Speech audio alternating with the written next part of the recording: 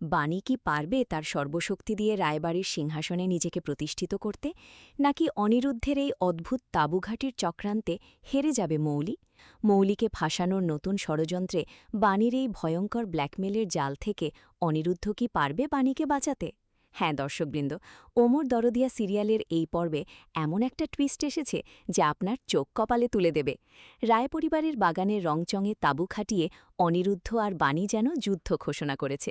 ওমর দরদিয়া সিরিয়ালের latest update পেতে আপুরা এক্ষুনি চ্যানেলটাকে সাবস্ক্রাইব করে বেল আইকন অন করে রাখুন, যাতে কোনো পর্ব মিস না হয়। আর হ্যাঁ, যদি এই ড্রামা আপনাকে টানে তাহলে এক্ষুনি লাইক বাটনে চাপ দিন আর কমেন্টে বলুন আপনি বাণীর পক্ষে নাকি মৌলির।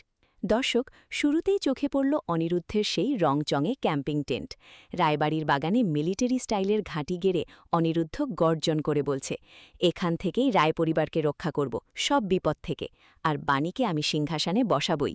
বাণীও তার পাশে দাঁড়িয়ে প্রতিজ্ঞা নিচ্ছে। কিন্তু রায় পরিবারের সবাই তো হতবাক। ঈশান, মৌলির বাবা মা সবাই প্রশ্ন করছে, এত বড় দাবি অনিরুদ্ধ এত জোর দিয়ে কি করে করছে?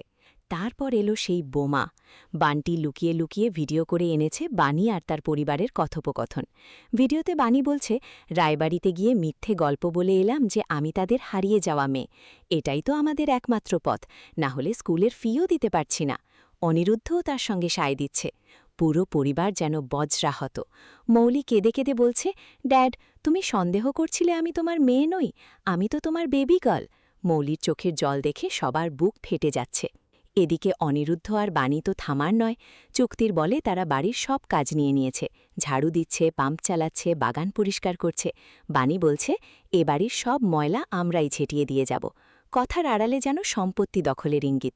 দিদিভাই, গ্র্যান্ডমামি তো তার স্বভাবসুলভ বিষাক্ত হাসি নিয়ে বলছে, দিদিভাই, আমার সাজানো খেলা শেষ হতে দেব না, তোমাকেও না। মৌলিকে সে একা পেয়ে হুমকি দিচ্ছে। সবচেয়ে ভয়ঙ্কর মুহূর্ত এলো শেষে। বাণী ভিকির সঙ্গে মৌলির কথোপকথন লুকিয়ে রেকর্ড করে রেখেছে। ভিকি যখন মৌলিকে থ্রেট করে চলে যাচ্ছে, তোমার নাতনির পিছনে আর পড়ে থাকব না, বাণী সেটা ব্যবহার করে মৌলিকে ব্ল্যাকমেল করছে। বিয়ে ভেঙে দাও, নয়তো এই ভিডিও ভাইরাল করে দেব, তোমার মামের প্রেশার বাড়বে, ড্যাডের হার্ট অ্যাটাক হবে। মৌলি কাঁদতে কাঁদতে রাজি হয়ে যায়। ঠিক তখনই মৌলি আর দিদিভাইয়ের একটা বড় অ্যাক্সিডেন্টের মুখে পড়ার ঘটনা ঘটে। অনিরুদ্ধ ঝাঁপিয়ে পড়ে তাদের বাঁচায়। সবাই অবাক, রাক্ষস নাকি নায়ক? পুরো পর্ব জুড়ে টান টান উত্তেজনা, কান্না, চিৎকার, ষড়যন্ত্র আর প্রতিশোধের আগুন। রায় পরিবারের ভাঙনের আশঙ্কা, বাণীর সাহসী লড়াই আর অনিরুদ্ধের অন্ধ সমর্থন, সব মিলিয়ে এই পর্ব যেন একটা আগুনের বল। দর্শক, আগামী পর্বে কি হবে? বাণীর ব্ল্যাকমেলের ফলে মৌলি কি সত্যিই ভিকির সঙ্গে বিয়ে ভেঙে দেবে? অনিরুদ্ধ কি তাঁবু থেকে আরও বড় চক্রান্ত সাজাবে? দিদিভাই কি তার বিষাক্ত খেলা আরও এগিয়ে নিয়ে মৌলিকে একেবারে শেষ করে দেবে? নাকি রায় পরিবার ঘুরে দাঁড়িয়ে বাণী অনিরুদ্ধকে বের করে দেবে? অপেক্ষায় থাকুন, আরও বড় টুইস্ট আসছে। আপুরা কি বলেন? কমেন্টে জানান, বাণী কি আসলেই রায়বাড়ির মেয়ে, নাকি পুরোটাই ষড়যন্ত্র? অনিরুদ্ধের এই তাঁবুঘাটি কি সাহস নাকি পাগলামি? মৌলির এই কান্না আপনাকে কতটা নাড়া দিয়েছে? আমার মতে এই পর্বে বাণীর অভিনয় একেবারে ফাটাফাটি ছিল। তার চোখের সেই দৃঢ়তা দেখে মনে হয় সে সত্যিই লড়াই করছে। দ্বিতীয়ত, মৌলির কান্নার সিনটা এতটা আবেগপূর্ণ যে চোখের জল আটকানো যায় না। আর তৃতীয়ত, দিদিভাইয়ের ভিলেন রোলটা এখনও সবচেয়ে ভয়ঙ্কর, তার প্রতিটা কথায় চামড়া কাঁপে।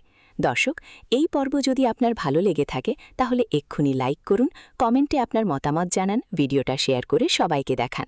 চ্যানেলে সাবস্ক্রাইব করা থাকলে তো কথাই নেই। পরের পর্বে দেখা হবে। Take care, bye by.